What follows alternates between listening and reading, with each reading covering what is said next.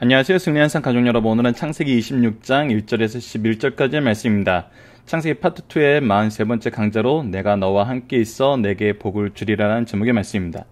승리하는 삶은 말씀 중심 예배 중심의 성경 전문 교사를 양성하는 성경 공부 교재입니다.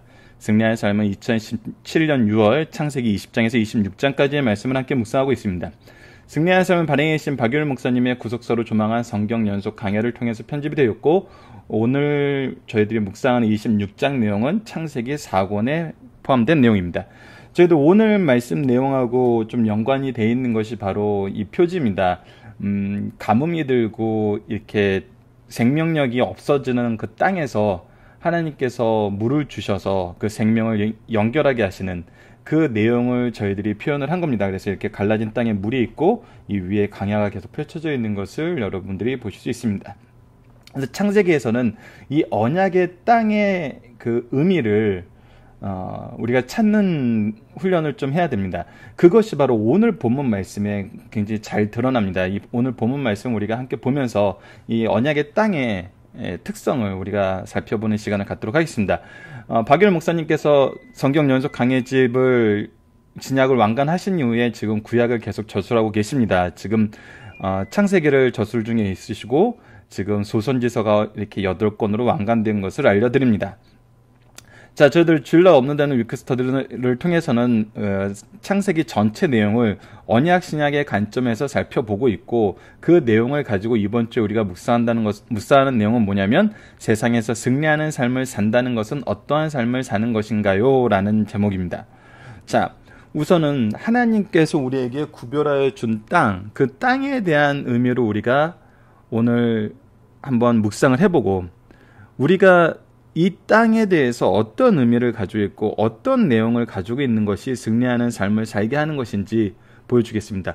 우선 오늘 내용은 이 가뭄하고 연결이 있습니다. 이 가나안 땅에 극심한 가뭄이 다시 들어요. 아브라함 때 극심한 가뭄이 들었던 것과 동일하게 극심한 가뭄이 듭니다. 근데 우리는 일반적으로 가나안 땅 하면은 젖과 꿀이 흐르는 땅 이렇게 생각하고 있습니다. 왜 그러냐면 여호수아서에서 정탐꾼들이 가나안 땅을 정탐하고 들어왔을 때 정말 젖과 꿀이 흐르는 땅이었거든요. 근데 우리가 지난달에 이 지리를 중심으로 창세기를 보면서 함께 나눴던 것처럼 이스라엘 땅은 일반적인 자연 환경에서는 젖과 꿀이 땅이 될 수가 없어요. 우리 3대 문명의 발상지에서도 우리가 함께 봤던 것처럼 애굽을 보고 특히 유브라데스강, 티그리스강 이 지역이 특히 이 유브라데스강, 티그리스강 이 강을 따라서 형성된 그 많은 도시들 중에서 그 도시들 가운데 한 군데에서 아브라함이 살다가 가나안 땅에 왔어요. 그러니까 젖과 꿀이 가장 많이 흐르는 문명의 발상지, 사람들이 많이 모여서 살고 있는 그러한 곳에서 이미 아브라함이 떠나서 가나안 땅에 왔는데, 가나안 땅은 그런 강이 있는 지역하고는 완전히 다른 지역이죠. 완전히 다른 지역이에요. 그러니까 사람이 일자리를 찾으면 서울로 와야 된다는 것처럼 뭔가 많이 있는 곳으로 가야지 기회가 생기고 뭔가 얻을 수 있는데, 사실 가나안 땅은 그런 땅이 아니었어요. 많은 역사가들에 의해서 이 블레셋이란 이 민족이 이스라엘과 계속 적대관계에 있는데, 이들이 어떻게 이 가나안 땅에 정착했냐를 연구하는 사람들의 얘기가 뭐냐면, 이들은 원래 예굽으로 가고 싶었다는 거예요. 유일하게 철기 문명을 가지고 있고 전투 민족이었기 때문에 나일강의 그 젖과 꿀이 흐르는 그 땅을 차지하고 싶어서 애굽으로, 이집트로 침략을 했는데, 애굽이 이것을 잘 막아낸 거죠. 잘 막아내서 위쪽으로 쓸려 올라가서 가나안 땅에 정착했다고 얘기를 해요.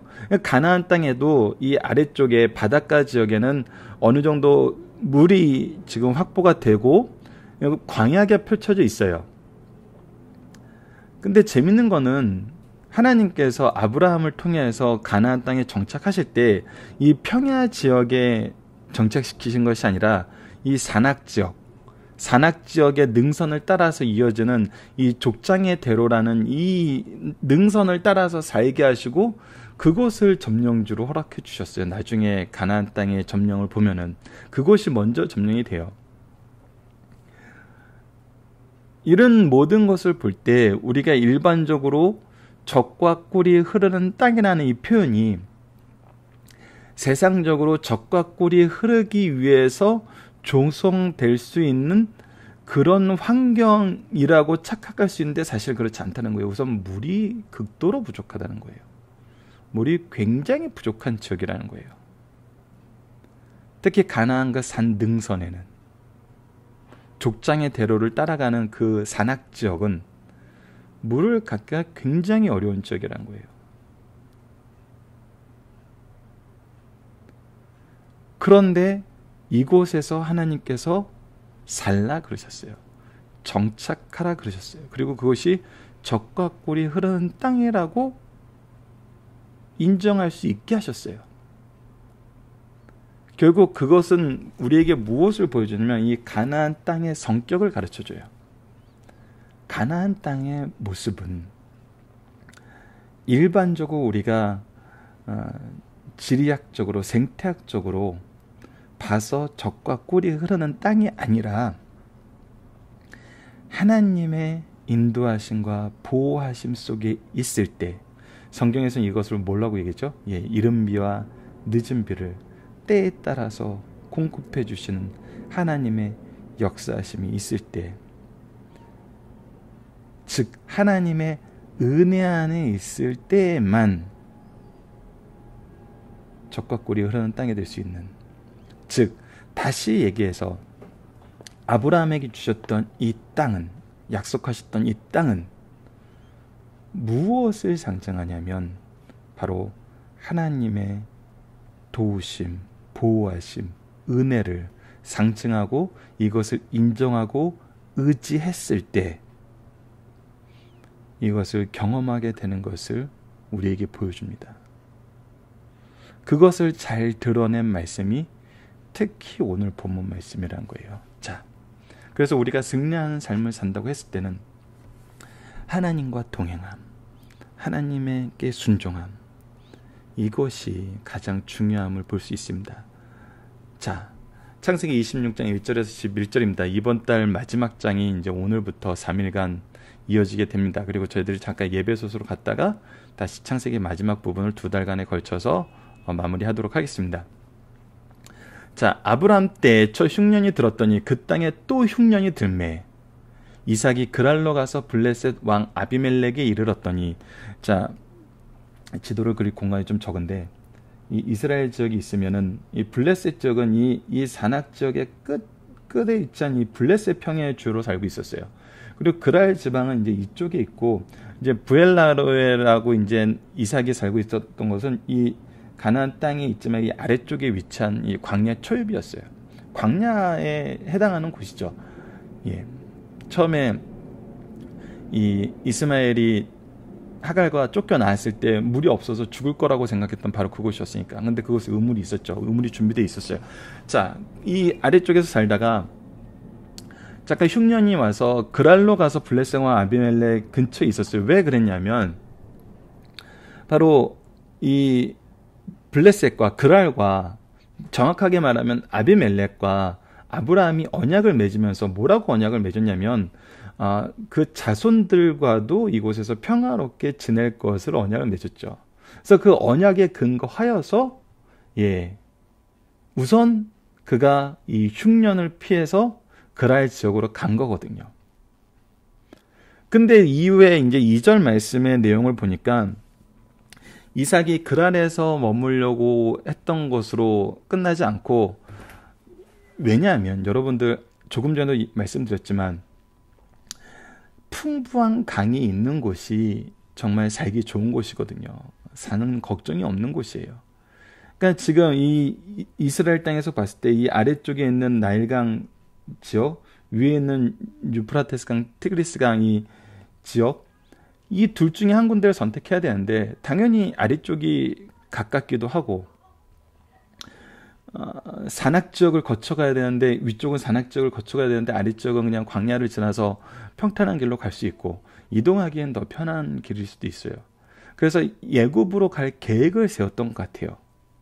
그래서 2절에서 보면 여호와께서 이삭에게 나타나 이르시되 애굽으로 내려가지 말고, 내려가지 말라고 얘기해요. 무엇을 찾아 내려간 거예요? 예, 물을 찾아 내려간 거예요. 물은 생명력이에요. 생명과 직결되는 거예요. 근데 생명을 찾아서 가는데 하나님께서 내려가지 말고 뭐 하라 그래요? 내가 내게 지시한 땅에 거주하라. 이 가나안 땅에 거주하라고 그래요. 이것은 생명과 직결된 문제인데, 거주하라는 이 내용은 뭐예요? 하나님께서 이 생명에 대해서 책임져 주시겠다는 얘기잖아요. 그러면서 그것을 뛰어넘는 무엇인가를 보여줍니다. 그것이 무엇이냐면 3절입니다.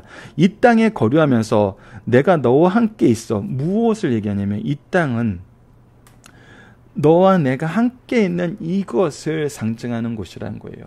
이것을 약속받은 곳이라는 거예요. 그래서 내게 복을 주고 생명을 살리는 것뿐만이 아니라 내가 복을 주고 내가 이 모든 땅을 너와 내 자손에게 주리니 이곳이 이제 너와 내 자손들이 차지할 땅이 될 것이니 내가 내 아버지 아브라함에게 맹세한 것을 이루라. 자, 여기서 이제 일이 일어나는 겁니다. 지금까지 하나님께서 아브라함과 대화하시고 아브라함과 말씀하셨어요. 이삭을 제단에 바치는 22장 사건에서도 이삭이 옆에 있으면서 그 일에 동참은 했지만 하나님께서 누구와 얘기하셨냐면 아브라함과 얘기하셨어요. 근데 이제 지금은 이삭을 찾아서 이삭과 얘기하세요. 이것이 굉장히 중요한 순간이죠. 이 중요한 순간에 말씀하신 것이 무엇이냐면 아브라함과 맺은 그 언약은 어떻게 된다? 너를 통해서 계승된다. 즉 아브라함에게 맺은 그 모든 언약은 너와 맺은 언약과 동일하다는 거예요. 너와 맺은 것과 동일하다는 거예요. 즉 네가 이 언약의 계승자가 된다는 거예요. 이것은 더 나아가서 4절로 이어지면서 무엇을 보여주냐면 내 자손은 하늘의 별과 같이 번성하게 하며 이 모든 땅을 내 자손에게 주리니 내 자손으로 말미암아 천하 만민이 복을 받으리라. 이거는 완전히 체계가 다른 거예요. 여러분 4절을 보면은 이 땅을 내 자손에게 준다는 것은 이제 이 언약이 아브라함에게서 너로 연결될 뿐 아니라 너를 통해서 네 자손 대대로 이어질 거라는 것이죠. 언약이 계승될 거라는, 구속사가 계승될 거라는 거예요. 근데 이 구속사의 계승이 무엇을 통해서 드러나냐면 이 모든 땅을 너와 내 자손에게 주는 것으로 계승돼요. 이 땅의 성격이 드러나요. 그래서 이 땅을 이 언약 자손인 이삭의 후손에게, 아브라함과 이삭과 야곱의 하나님께서 이 이스라엘 민족에게 주신다고 얘기를 해요. 이 주신다는 것은 이미 이 땅에 주인들이 있는 상태예요. 이 땅에 주인들이 있는 상태인데 하나님께서 이걸 주신다고 하고 이 주시는 것을 통해서 하나님께서 무엇을 이루겠다 그러냐면 천하 만민이 복을 받을 것이라고 얘기해요. 무엇을 통해서? 내 자손을 통해서. 여러분 이거는 세상이 얘기하는 것과 달라요. 세상은 내가 점령했으면 내 나라, 내 식구, 내 몸이 복을 받고 우리가 번성하는 거예요. 우리의 번성은 누군가의 멸망일 수 있어요. 특히 점령전 같은 경우는 필연적으로 누군가의 멸망으로 연결이 되죠. 근데 하나님의 뜻은 내 자손으로 말미암아 천하 만민이 복을 받는다는 거예요. 하나님이 우리에게 주시고자 하시는 구원의 성격이 분명히 나타나요. 여러분 이 구원의 성격에 대해서 실제로 여호수아 보면은 멸망한 나라들이 있잖아요. 멸망시키라 그랬거든요. 그들은 멸망받은 거 아닙니까? 그들은 멸망받은 거 아닙니까? 여러분들 이것은 성경 전체의 내용을 보셔야 돼요. 아브라함과 이 언약을 맺을 때도 하나님께서 무엇라고 얘기하시냐면 그들의 죄가 아직 차지 않았다고 얘기했어요. 그리고 그들의 죄가 찼을 때 심판하시는 내용은 소돔과 고모라를 통해서 보여줬어요. 그들의 죄 때문에 환호성이 넘친다는 거예요. 즉 하나님께서 가나안 땅을 주셨을 때 상황은 무엇이냐면 이들의 죄가 만연하였고 이들의 죄로 인해서 그곳에 고통의 환호성이 가득 찬 그 시기라는 거예요. 그래서 하나님의 구원의 성격은 죄에 대한 심판과 압제당한 자들을 향한 해방과 영원한 생명으로 이루어지는 영생이 같이 있는 겁니다. 이것은 요한계시록에서 나타난 모습과도 동일해요. 이 땅에 죄악이 가득하고 환란이 가득하여서 그 환란 속에서 부르짖음이 클 때 주님께서는 오셔서 심판하시고 구원하시고 영생을 주신다는 거예요. 이것이 바로 하나님의 구원의 성격, 구원의 방법이란 겁니다. 이것을 이스라엘 자손으로 말미암아 이루시겠다는데 이것이 바로 무엇입니까? 예수 그리스도죠.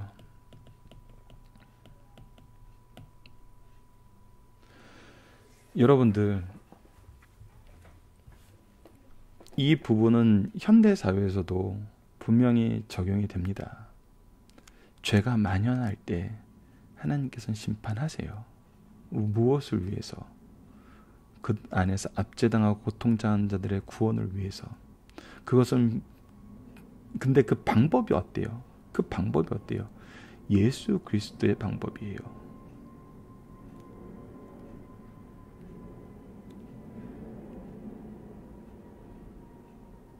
그리고 나서 우리에게 무엇을 허락해 줍니까? 결국 예수 그리스도를 허락해 주세요. 예수 그리스도를 알게 하세요.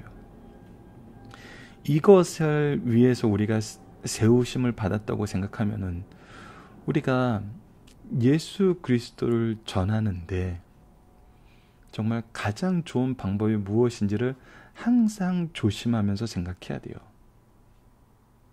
이 부분에 전도자로서 가장 좋은 예를 많이 보여준 사람은 솔직히 사도 바울이죠.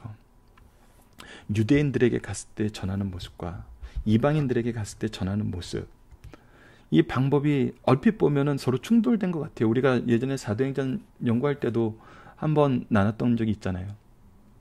이방인에게 할례가 필요 없음을, 할례 때문에 고민하고 할례 때문에 예수 그리스도를 받아들이지 못하니까 성경적으로 신학적으로 할례가 가진 의미를 얘기하면서 이것이 예수 그리스도를 알므로 인해서 그 상징이 되었고 그것을 기다리는 의미가 되었던 것으로서 더 이상 의미가 없다는 걸 얘기하면서 이방인들에게 할례를 받지 않아도 예수 그리스도를 믿어 구원에 이룰 수 있다는 걸 얘기를 해요. 왜? 이방인들이 그 할례가 예수님을 받아들이는데 걸림돌이 되고 있으니까. 그런데 예루살렘에 와서는 어떻게 해요? 디모데에게 할례를 받게 해요. 왜? 할례를 받지 않은 게 그들에게 예수 그리스도를 전하는데 걸림이 되니까. 그러니까 결국은 우리가 주가 되는 것이 뭐고 종속적인 것이 무엇인지를 바로 알아야 돼요. 예수 그리스도거든요. 근데 우리는 이 구원의 방법, 구원의 성격을 예수 그리스도를 통해서 배운 것으로 하지 않고 일반 지상에서의 나라들이 그들의 힘을 가지고 점령하는 점령군처럼 해석을 하면서 무조건 우리가 때려 부셔야 된다고 얘기를 해요. 이것이 어디에서 제일 잘 나타나나요? 이스라엘 사람들에게 미안하지만 이스라엘에서 나타나죠.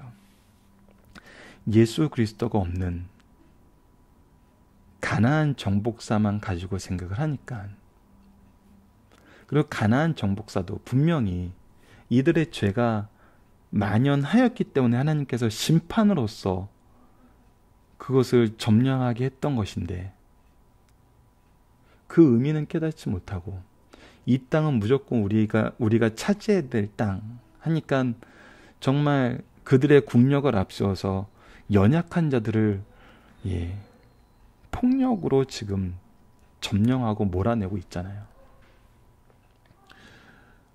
거기에서는 절대 누가 드러나지 않아요. 예수 그리스도가 드러나지 않아요. 그들이 폭탄을 던져서 터뜨리는 그곳에 그 폭탄이 예수 그리스도를 드러냅니까? 아니거든요. 그러니까 우리가 예수 그리스도를 전한다는 것이 바로 만민이 복을 받게 되는 그 길이에요. 그렇다면 우리가 지금 현재 사회에 나타나는 여러 가지 문제를 볼 때 예수 그리스도를 어떻게 드러내야 되는지, 이 어떻게 드러내야 되는지에 대해서는 여러분들 이것도 분명히 필요해요. 내가 누구에게 예수 그리스도를 드러내는 것을 목적으로 하고 있느냐에 따라서 전하는 방법은 다를 수 있어요. 세상에서 정말 악한 자들에게 예수 그리스도를 드러내야 되는 경우에는 때로는 폭력적인 것보다 오히려 사랑과 헌신이 필요할 수 있어요. 우리의 낮아짐이 필요할 수 있어요. 그런데 우리 자녀가 이 세상의 악에서 보호받는 예수 그리스도의 은혜를 알기를 원하는 경우에는 좀 더 정확한 기준, 좀 더 명확한 생활적 지도가 필요한 경우가 있어요. 그럼 마치 바울이 이방인들에 가서 복음을 전할 때와 유대인들에게 가서 복음을 전할 때 그 준비하는 내용이 달랐던 것처럼, 준비하는 내용이 달랐지 내용은 예수 그리스도를 동일했어요. 우리도 분명히 준비의 내용은 달랄 필요가 있어요. 근데 분명히 변하지 말아야 되는 건 뭐예요? 예수 그리스도라는 거예요. 자, 이것을 이 방법이 신약에서만 아니라 구약에서도 동일하다는 것을 바로 오늘 본문이 우리에게 보여주고 있잖아요. 무엇을 통해서? 이 땅의 점령과 이 땅의 점령이 가져올 하나님의 역사에 대해서, 이 땅의 점령은 이 자손들에 의해서, 자손들의 후손에 의해서 이루어질 거고, 그 성격은 만민이 복을 받는 거라는 거예요. 자, 굉장히 스펙트럼이 넓게 이렇게 설명이 되었지만 이 부분은 신구약이 동일하게 얘기하고 있다는 것을 우리가 이해를 해야 되기 때문에 좀 장하게 얘기를 했습니다. 자, 그리고 나서 5절에서는 이는 아브라함이 내 말을 순종하고 내 명령과 내 계명과 내 율례와 내 법도를 지켰음이니라 하시니라. 아브라함을 통해서 그래서 무엇을 보여주냐면 아브라함이 하나님의 말씀과 하나님의 언약을 어떻게 여겼는지를 분명히 보여줘요. 언약이 계승되고 있다면은 무엇도 계승해라? 신앙도 계승하라는 거예요. 이것은 굉장히 중요합니다. 이 말씀에 대해서 가장 생동감 있게 이 말씀을 경험한 사람이 누구예요? 바로 이삭이에요. 이삭이에요.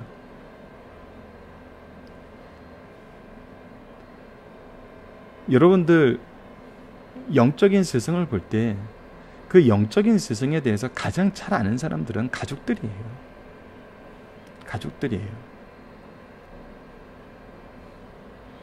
그것처럼 이삭이야말로 아브라함이 이 말씀이 얼마나 신실하게 하나님이 선포되는지 가장 생동감 있게 느끼는 사람은 바로 이삭이에요.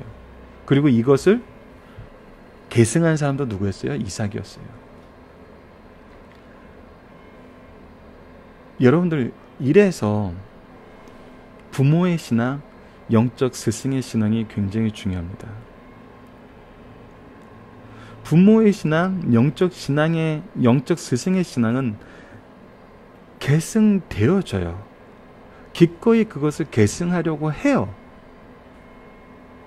이 얘기는 뭐냐면 우리 부모와 스승의 역할이 중요할 뿐 아니라 우리 자녀와 제자들도 이것을 보면서, 이것을 경험하면서, 이것을 소망하면서, 인정하면서 살아야 된다는 거예요.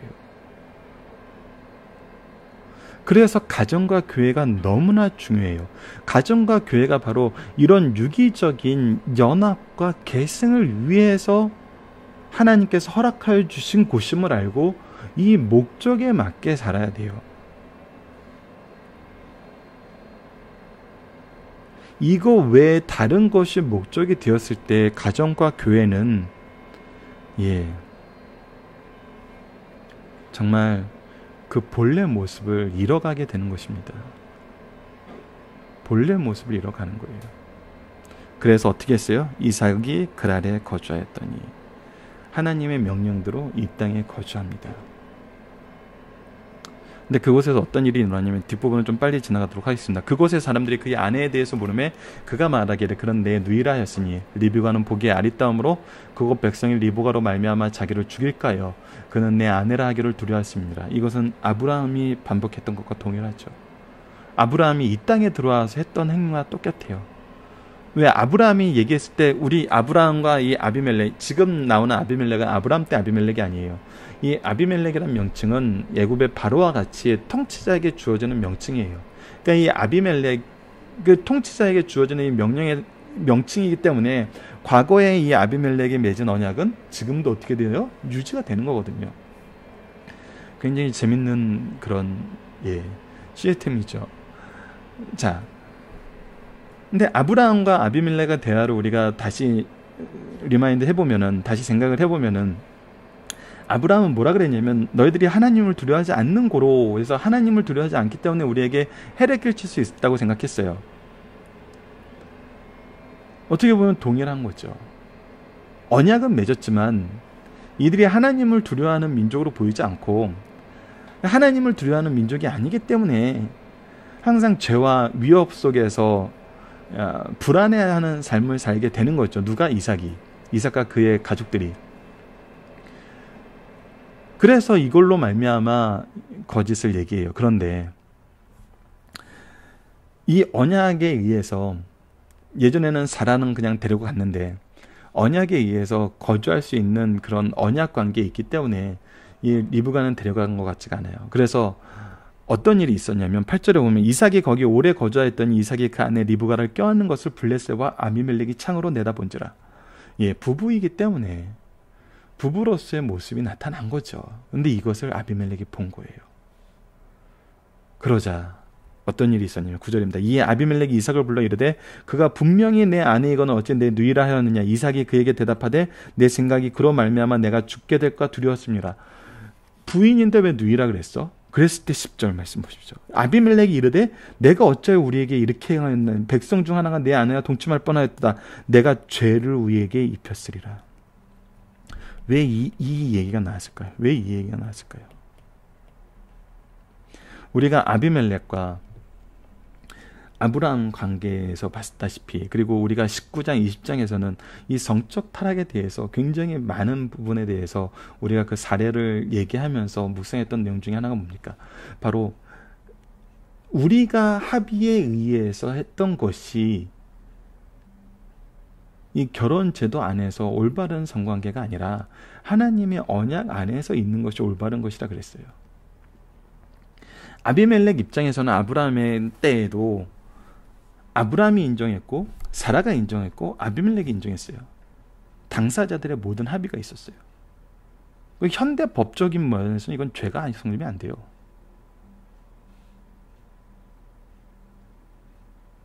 우리나라 지금 그 법까지 폐지돼가지고 더더욱 이것은 당사자들이 다 합의하고 한 것인데 세상 모습은 이렇거든요. 세상 모습은 당사자들의 합의에 의한 것이면 죄가 성립이 안 돼요.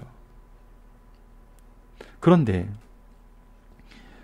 아비멜렉은 무엇을 하는 거예요? 이 역사의 기록을 통해서 이 일을 하나님께서 악으로 보시고 어떻게 심판하셨다는 걸 알고 있어요. 그렇기 때문에 지금도 모든 대상자가 합의에 있던 일인데 무엇임을 아는 거예요. 이것이 우리에게 큰 죄가 될 것임을 알았던 거예요. 이 일로 인해서 그 민족이 어떤 곤란을 겪었는지 이미 경험하고 있거든요. 그래서 11절에 나타납니다.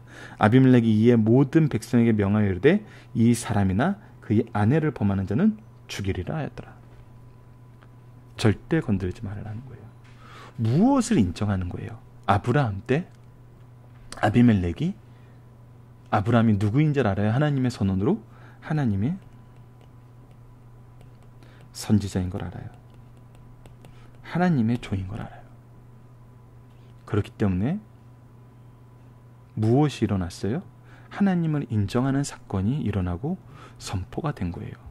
하나님의 심판에 의해서, 하나님의 개입에 의해서 우리가 벌받지 말고, 그럴 때는 우리가 죽은 뿐이니 우리가 이 일을 범해서는 안 된다는 거예요. 그래서 아비멜렉이 이 일에 조금이라도 가담하는 자는 죽음으로써 책임을 묻겠다고 선언을 하게 됩니다. 즉 그가 무엇을 드러내게 되냐면 아브라함 때 아비멜렉을 통해서 나타났던 하나님의 일하심을 드러내는 계기가 되었다는 거예요. 자, 본문 묵상하기를 보도록 하겠습니다. 여호와께서 이삭에게 어디로 가지 말라 그랬냐면 예굽으로 가지 말라 그랬냐입니다. 왜냐하면 이 땅의 성격을 보여줘요. 이 땅은 다시 한번 아까 좀 너무 장황하게 얘기해서 이 핵심 가장 키포인트를 다시 한번 강조를 했어야 되는데, 가나안 땅의 성격 자체가 하나님의 보호하신 것, 하나님의 약속 안에 있을 때예요. 그러니까 하나님이 축복하지 않으시면 이 땅은 척박한 땅이에요. 이 땅은 적과 꿀이 흐를 수가 없는 땅이에요. 우리가 지금 있는 이곳은 하나님의 은혜가 없으면 우리는 살 수 없는 곳이에요. 근데 은혜가 우리에게 주어진다고 분명히 약속하세요. 분명히 약속하세요. 이 약속을 인정하고 의지하면 돼요. 우리가 이루려고 하나님 믿었나? 그런 생각은 뭐예요? 이 하나님의 약속을 모르기 때문이에요. 하나님 믿는데 왜 우리 이렇게 되지? 그것은 하나님의 약속을 모르기 때문이에요. 하나님이 우리에게 약속하신 것과 내가 하나님께 원하는 것이 일치되는지 우리 살펴봐야 돼요. 우리의 삶의 목적이, 우리의 가정과 교회의 형성의 목적이 하나님이 세우신 것과 다르게 나아가고 있는데 어떻게 우리가 겉의 행위로만 하나님을 믿는 척 한다고 해서 그 언약을 지키고 그 언약 안에 있다고 생각할 수 있겠어요? 모르는 건 알아야 되고, 인정하고 의지하지 못했던 건 인정하고 의지해야 됩니다. 그곳이 바로 교회와 가정이에요. 세상 다른 곳은 그들이 어떻게 흥망성쇠를 이루는지 솔직히 제 개인적으로는 알 바 아니에요. 우리의 알 바는 우리가 어떤 민족이고 어떤 삶이라는 거예요. 하나님의 백성이고 하나님의 백성으로서의 삶을 산다는 거예요. 그리고 우리의 사명은 뭐라는 거예요? 예수 그리스도를 전하는 거라는 거예요. 우리의 삶의 틀은 바로 우리를 통해서 만민이 복을 받게 하신다는 하나님의 이 언약이 우리에게 지금 연결되고 있다는 거거든요. 이어지고 있다는 거거든요. 계승되고 있다는 거거든요. 그래서 하나님의 명령과 약속 안에 있는 것이 우리의 삶이라는 것입니다. 이것이 이번 문제까지 드러난 거고요. 자, 하나님은 이삭이 어떠한 삶을 살 것을 강조하나요? 아브라함이 내 말을 순종하고 내 명령과 내 계명과 내 율례 안에 법도를 지켰습니다. 즉 하나님 중심의 삶, 하나님과의 언약을 의지하는 삶, 이것이 지금 계승되어야 된다는 거예요. 이삭은 어떠한 죄를 범하게 되었나요? 다시 자기 아내를 누이라고 거짓말하는 것을 범하게 돼요. 아비멜렉이 이를 어떻게 처리하고 이삭을 책망하나요? 하나님과 아브라함과 아비멜렉, 그 이전의 아비멜렉 관계를 얘기하면서 이것은 우리에게 죄를 입히는 것이다. 우리가 합의되었다고 해서 이것이 이루어지는 것이 아니라 이것은 분명한 죄다. 왜? 우리의 기준이 아니라 하나님의 기준으로 우리는 심판받기 때문에. 그리고 이것을 모든 백성에게 선포를 합니다. 그래서 이 죄에 빠지지 않을 것을, 하나님께서 심판하시는 이 심판에 빠지지 않을 것을 백성들에게 알리죠. 자, 중심사상을 보도록 하겠습니다. 창세기 26장이 없었다면 25장에서 27장은 자연스럽게 연결될 것이다. 이런 맥락에서 26장은 아브라함과 이삭의 역사를 병행으로 나열하면서 아브라함과 함께 하신 하나님께서도 이삭과 함께 하셨음을 주목해야 한다. 여호와께서 아브라함에게 행하셨던 것처럼 이삭에게도 명령자로 약속을 주시는 자로 나타나신다. 이삭은 아버지처럼 실수할지라도 아버지처럼 축복받는다. 그는 아버지처럼 다툼에 연루되었으나 하나님에 의해서 보상받았으며 아버지처럼 하나님을 경배하였다. 그는 아버지처럼 주변 민족들에 의해 인정받았다. 더 나아가 여호와는 아브라함 하나님으로 이삭에게 나타났다. 창세기 26장 분량을 분류하면 다음과 같습니다. 1절에서 11절 오늘 본문 말씀이 흉년이 들어 그랄로 이주한 이삭과 리브가의 누이라고 속인 내용이 나타나고 12절로 22절이 우물로 인하여 블레셋 사람과의 갈등을 겪는 것이 나타나고 23절로 33절이 이삭과 아비멜렉 사이에 맺은 평화 조약이 나타납니다. 그리고 34, 35절에서 에서의 아내로 인한 이삭과 리브가의 근심의 내용이 나옵니다. 자, 중심선을 보도록 하겠습니다. 첫 번째, 이삭이 약속하신 땅을 떠나지 않고 지킬 때 하나님께서는 축복하셨다는 겁니다. 아브라함은 약속의 땅에 들어와 살았으나 그 땅에 살기가 어려워지자 약속의 땅을 떠났어요. 그거 12장의 첫 부분에 나옵니다. 이삭에게도 어려움이 닥치자 약속의 땅을 떠날 수밖에 없었어요. 그러나 여호와께서 이삭에게 예굽으로 내려가지 말고 내가 지시한 땅에 거주하라고 말씀하세요. 이삭은 약속의 땅을 떠나서는 안 돼요. 그러나 야곱의 때는 예굽으로 내려가라고 하셨어요. 이삭은 순종하였고 하나님께서 은혜를 베푸셨습니다. 두 번째입니다. 이삭이 극심한 기근의 고통을 말씀에 의지하여 극복할 때 아브라함의 언약의 합법적 계승자임을 선포하셨습니다. 오타가 좀 나네요. 여호와께서 언약의 상속자인 이삭에게 나타나 이 땅을 유하면 기근의 고통이 클지라도 상속자와 땅이 분리되는 것을 원치 않았어요. 즉 여호와께서 이삭에게 나타나셔서 했던 얘기는 뭐냐면 기근의 고통이 클지라도 이 땅에 유하여서 상속자와 땅의 분리가 되지 않기를 바란다고 말씀하신 거예요. 약속의 땅을 떠나지 않을 때 하나님은 이삭과 함께 하시며 자손에게 복을 주신다는 거예요. 또 너희 자손으로 인하여 천하 만민이 복을 받을 것을 약속하셨어요. 이는 이삭이 아브라함의 언약의 합법적 계승자임을 선포한 것입니다. 마지막 세 번째입니다. 신앙의 선조들의 실수를 거울 삼고 그들의 어리석음을 되풀이하지 말자는 겁니다. 우리는 종종 훌륭하다고 생각하는 분들의 약점과 결점까지도 모방하는 경향이 있어요. 이것은 스타일이라고 생각하고 이렇게 생각하는, 그러지 마세요. 그거는 죄예요. 실수예요. 그건 범하지 말라고 기억해 놓은 거예요. 아브라함이 100년 전에 그랄에 와서 아내 사라를 누이라고 속인 적이 있었어요. 그의 아들 이삭도 그랄에 와서 동일하게 자기 아내를 누이라고 속입니다. 우리는 경건하고 존경받는 분들의 실수를 거울 삼아 그들의 어리석음을 되풀이하지 말아야 됩니다. 그렇지 않으면 범죄의 질수가 우리 주변을 떠나지 않을 것이에요. 신앙 좋은 사람들이 신앙 없는 사람들 앞에서 부끄러움을 당하지 않도록 해야 됩니다. 살펴보기 정답 여러분들 카페를 통해서 확인해 주시고요. 적용하기를 보도록 하겠습니다. 우리가 신앙생활하면서 계승해야 할 것과 주의할 것은 어떤 것이며, 계승해야 될 것은 바로 우리에게 주신 약속과 그 안에서 일하시는 하나님의 역사심입니다. 이것을 인정하고 의지할 수 있는 삶을 살도록 우리는 가정과 교회에서 이 모습을 지켜서 보여줘야 돼요. 주의할 것은 무엇이냐면 잘못된 판단들이에요. 잘못된 판단들이에요. 성경이 왜 이 잘못된 판단, 잘못된 역사를 기록해 놓을까요? 이것을 되풀이하지 말라는 거거든요. 되풀이할 필요가 없다는 거거든요. 하나님을 의지하는 삶, 하나님께서 역사하시는 삶, 이것을 확신하게 하는 것입니다. 자, 말씀을 기초로 기도하기를 통해서 마치겠습니다. 하나님, 우리는 때로는 말씀에 기초하여 놀라운 영적 결단을 내리면서도 동시에 반복적인 죄에 빠지게 됨을 고백합니다. 말씀을 통해 이 모든 것을 미리 알려주시고 깨닫게 하신 하나님, 우리로 기도하는 자가 되어 이러한 실수에 빠지지 않게 하여 주시고 오직 하나님의 말씀의 능력을 바르게 계승하여 신앙의 명문가 이 시대에 쓰임받는 교회가 되게 하여 주소서. 예수님 이름으로 기도드립니다. 아멘.